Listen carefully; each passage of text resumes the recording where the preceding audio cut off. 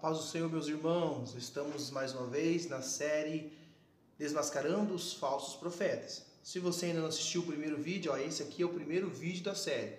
Corre lá, assiste o primeiro vídeo e esse aqui é o segundo vídeo da série. Então, e esse nós estamos fazendo é o terceiro. Então, para que você tenha uma melhor compreensão, se você ainda não assistiu, assiste primeiro ali o primeiro, o segundo e esse terceiro e com certeza vai ser bênção na tua vida. E também você que está nos assistindo pelo Facebook ou pelo WhatsApp, né? Eu peço para você clica no link, que aí você vai ser direcionado para o YouTube.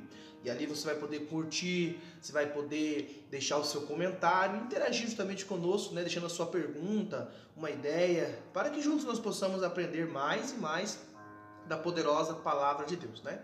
Então vamos estudar a Bíblia. O texto em estudo aqui ainda é segundo livro de Timóteo, capítulo de número 4 e o versículo de número 3. Nós vamos falar hoje sobre a parte B. Diz assim: porque virá tempo em que não sofrerão a sã doutrina, mas tendo comichões nos ouvidos, amontoarão para si doutores conforme as suas próprias concupiscências.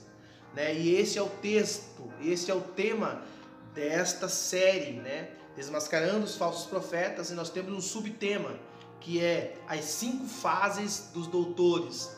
5 fases dos doutores, falsos doutores, 5 fases. Nós vamos estudar concernente a esta palavra, né? E aí Paulo está dizendo que nos últimos tempos não sofrerão mais a sã doutrina. O que é sã doutrina? A palavra de Deus, os ensinos, fundamentos que a palavra de Deus nos ensina. Muitos não vão querer ouvir mais esses ensinos, mas eles amontoarão para si doutores. Quem são esses doutores? Quais são os perfis destes doutores? Paulo mesmo vai responder no capítulo 3. No capítulo 3 do livro de 2 Timóteo, e o versículo é o número 2. Diz assim: porque haverá homens amantes de si mesmo, avarentos, presunçosos, soberbos, blasfemos, desobedientes a pais e mães, ingratos, profanos, sem afeto natural, irreconciliáveis, caluniadores, incontinentes, cruéis, sem amor para com os bons, traidores, obstinados, orgulhosos, mais amigos dos deleites do que amigos de Deus. Então, como subtema desse texto, eu quero colocar aqui as 5 fases dos falsos doutores. Eu vou falar sobre 5 dessas aqui, né? É claro que se fôssemos falar de todas elas aqui, nós passaríamos horas falando, né? Mas eu acredito que tem 5 essenciais aqui que nós precisamos falar. Porque, como é o tema desmascarando as seitas, desmascarando os falsos profetas, nós precisamos entender um pouquinho. Então, Paulo está dizendo: não sofrerão mais a sã doutrina, amontoarão para si doutores. Muitos vão mudar de igreja até encontrar uma igreja perfeita, até encontrar uma igreja que venha alicerçar os seus pecados. Muitos querem achar um lugar onde vai congregar e o pastor não vai falar sobre os seus pecados. Não, aqui você pode pregar e continuar no adultério. Aqui você pode pregar ou cantar e pode a moça, né, não casada dormir com o rapaz, né? Pode, aqui pode. E esse é o problema. Diante dos olhos de Deus, o que era pecado continua sendo pecado. E a Bíblia diz o que sobre o pecado? O salário do pecado é o que? É a morte. E a morte eterna. Quando a prática do pecado se torna constante, quando alguém conhecedor da palavra está na prática do pecado, infelizmente a condição final é a morte eterna. Então, alguns pregadores vão começar até a afirmar que isso já não é mais pecado, que isso já é normal, né? Mas a Bíblia condena. Estão procurando o evangelho mais light, só que aí eu me espelho em João Batista, que diz: arrependei-vos porque é chegado o reino dos céus. Eu me espelho em Jesus, que disse: arrependei-vos. É o evangelho. Se tivéssemos que nós darmos uma palavra para o evangelho, era arrependimento. Era Deus usando pessoas e dizendo: vocês precisam se arrepender. Então vamos lá, as 5 fases dos falsos doutores. Quais são as 5 teses deles? Primeiro, o que eles seriam? Esses doutores, eles têm 5 fases. A primeira dela, diz o texto aqui, eles são amantes de si mesmo. O que é uma pessoa amante de si mesmo? É uma pessoa egoísta. É uma pessoa que só se preocupa com ele mesmo. que só se preocupa com os seus ideais, o que ele precisar fazer para alcançar o seu objetivo, mesmo que seja pisar no outro, mesmo que seja mentir para o outro, mesmo que seja trapacear o outro, ele vai fazer, porque ele é amante de si mesmo. E em nenhum lugar você vai ler na Bíblia que Deus nos mandou nos amar. Que Deus mandou, você tem que se amar, tem que ter o amor próprio. Em nenhum lugar. Se você achar, você pode deixar no comentário aí, porque eu não achei. Só que o Senhor disse que nós temos que amar o nosso irmão. Amar a Deus em primeiro lugar e depois o próximo. Então esses doutores seriam amantes de si mesmos. Eles amariam mais a eles mesmos do que os outros. E é aí que não é difícil de você ver pastores que enganam a igreja inteira em benefício próprio. Porque eles são amantes de si mesmos. Eles são egoístas. A segunda fase aqui, eles são o que? Avarento. Eles são amantes do dinheiro. O que é avarento? É amantes do dinheiro. Eles amam mais o dinheiro do que as pessoas. Eles olham para as pessoas como cédulas. Eles olham para as pessoas como finanças. Tudo que eles puderem fazer para tirar dinheiro das pessoas, eles vão fazer, porque eles são amantes do dinheiro. E aí que eu vejo que Jesus ensinou em Lucas 16:13, ele falou sobre dois deuses, não podereis vós servir a Deus e a Mamon, a Deus e as riquezas. Mamon aqui é tido como um Deus, que é o dinheiro. E Jesus está falando também logo após, ele vai falar com os fariseus que eram avarentos. O que é uma pessoa avarenta? Uma pessoa que ama mais o dinheiro do que a Deus.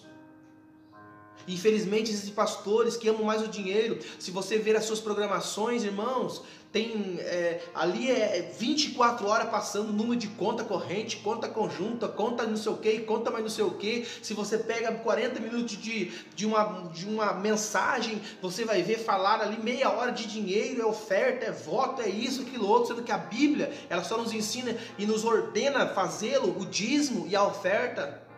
Mas parece que toda a pregação desses falsos profetas e falsos doutores acabam no dinheiro. Sabe? E as pessoas infelizmente têm sido enganadas, e muitas porque querem ouvir, amontoarão para si, ou seja, eu escolho quem eu vou ouvir.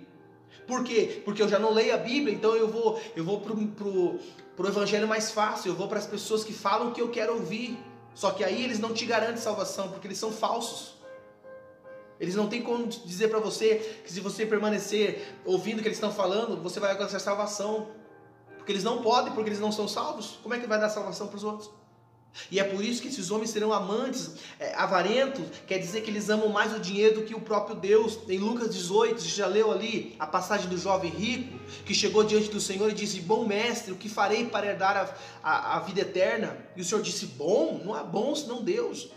Viste os mandamentos? Aí ele vai citar os mandamentos de Moisés. Ele diz: sim, obedeço todos eles. Jesus fala para ele: falta uma coisa para você, só uma coisa. O que, Senhor? Vai e vende o que você tem e reparte aos pobres, depois vem e segue-me. E a Bíblia diz que o jovem saiu muito triste porque ele era muito rico. Você está entendendo que a avareza não tem lugar no reino dos céus? Só que aqui Jesus não está falando: dá o dinheiro para mim e depois vem e segue. Distribui aos pobres. E aqui não está falando só de avareza de pessoas que são subordinadas, está falando de líder. Quantas vezes esses líderes que pedem montoeira de dinheiro, montoeira de oferta, quanto que você viu eles ofertarem? Eles estão usando essa parábola do jovem rico, não para dizer para o jovem rico ou para as pessoas que são ricas, distribuir com os pobres e ter tesouro no céu. Não, eles estão dizendo: traz para a igreja, dê de oferta, dê de dízimo, dê de isso, daquilo outro, porque eles são amantes de si mesmos, amantes do dinheiro. E aí eu encontro em 1 Timóteo 6:10 que ter dinheiro não é maldição. Eu ter dinheiro, você ter dinheiro não é maldição. Mas o Paulo é categórico ao afirmar: o amor ao dinheiro é a raiz de toda espécie de mal. O que é o amor ao dinheiro?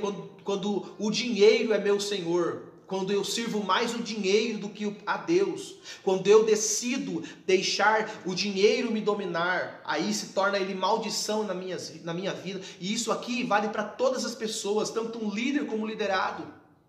Como eu disse, meus irmãos, e não é difícil, e nós vamos falar também sobre o terceiro item, a terceira fase dos falsos doutores, que é presunçosos. O que é presunçoso? Presunçoso é uma pessoa arrogante. E também, se você pegar o significado, quer dizer, é um desejo intenso por riquezas. Então essas três fases aqui, amante de si mesmo, avarento e presunçoso, eles se encaixam nas mesmas qualificações, porque tudo envolve dinheiro.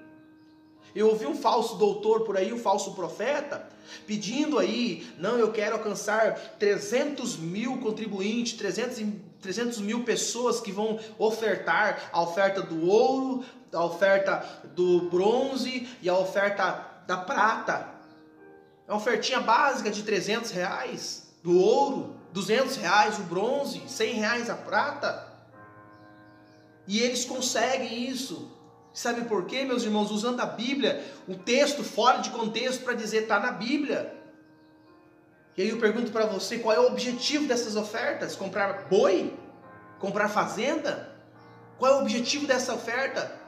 Ah, mas a igreja precisa, e como eu disse, como pastor, eu ensino a igreja a ser dizimista e ofertante na obra de Deus, sim, para nós alcançarmos mais pessoas. Só que eu não tenho fazenda, eu não tenho gado, não. Nós investimos na obra de Deus.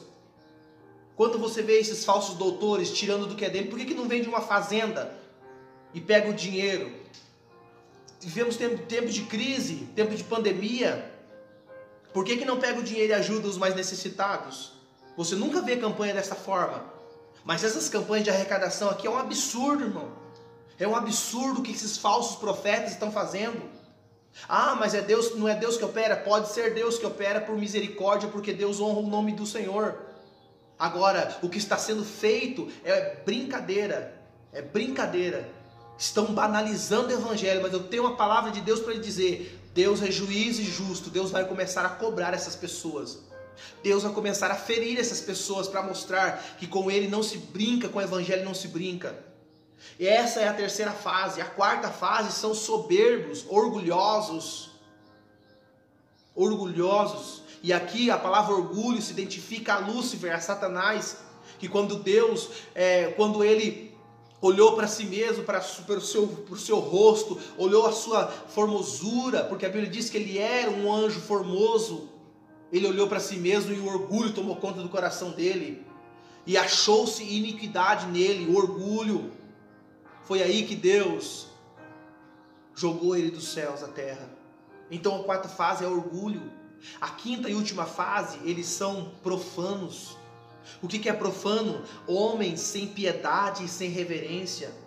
Como eu disse, meu irmão, tira o último centavo da viúva, tira o último centavo do aposentado, porque engana os aposentados, engana as viúvas. Ah, não, mas eles estão dando voluntariamente. Não. Eles fazem uma pressão psicológica de um jeito. Eles pegam um texto fora de contexto para enganar e dizer, não, está aqui na Bíblia. Eles não têm piedade, eles não têm misericórdia, eles não têm compaixão, enganam.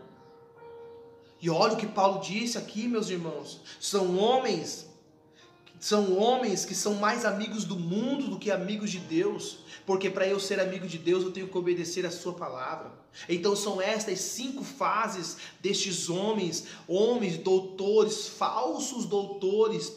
E aí, meus irmãos, que Paulo também vai dizer que eles usam aparência de piedade para introduzir-se nas casas e enganar as pessoas. Quem olha assim, nossa, que dó, olha que homem de Deus, olha, são enganadores. Eles não têm piedade de ninguém. Eles querem dinheiro. E o pior que eu fico mais triste é que as pessoas são enganadas porque elas querem. Por que existe um mentiroso? Porque existem pessoas que gostam de ouvir mentiras. Foi o que a gente estudou no começo aqui. Amontoarão para si doutores, ou seja, as pessoas vão atrás, elas vão procurar. Só que eu digo uma coisa, você pode dar todo o teu dinheiro para esses falsos profetas, eles não te garantem salvação. Só que eles podem te garantir nesta terra aqui. Você pode ser abençoado, você pode ser próspero, só que você não pode ser salvo, porque a salvação não se compra com dinheiro. Salvação não se compra com ouro e prata. Salvação não se compra. Ela já foi paga o preço, e o preço foi sangue. A salvação não vem por obras para que ninguém se glorie dela. A salvação vem pela graça, por intermédio da fé. E isso não vem de vós, é dom de Deus. Então esses homens aqui serão terríveis. Eles resistem à verdade. Sabe, meu irmão? Tem pessoas que estão sendo enganadas e Deus não tem o justo, não vai ter o culpado por inocente. Sabe por quê? Porque está aqui a Bíblia. Está aqui a Bíblia. Você que me escuta nesta tarde, você tem na tua frente a condição de ver o que eu estou falando, se é verdade, biblicamente, ou se não é. Você pode conferir o que eu estou falando aqui, se é isso que eu estou falando ou não. Porque você tem informação, mas não basta só informação. Sabe o que basta? Isso aqui, ó, Bíblia. Eu meditar nesta Bíblia, na palavra de Deus, para eu não ser enganado. Que Deus te abençoe. Compartilhe esse vídeo com o máximo de pessoas que você puder. Desperta. Vamos despertar para o evangelismo. Vamos despertar para divulgar esta palavra. E que esse vídeo chegue nos ouvidos desses falsos profetas aí. Chegue nos ouvidos dele. Nós vamos ver a reação desses falsos profetas. Porque a Bíblia diz: conhecereis a verdade e a verdade vos libertará. Vamos fazer a obra do Senhor enquanto é dia, porque a noite vem quando ninguém pode trabalhar. Fiquem todos na paz do nosso Senhor e Salvador Jesus Cristo.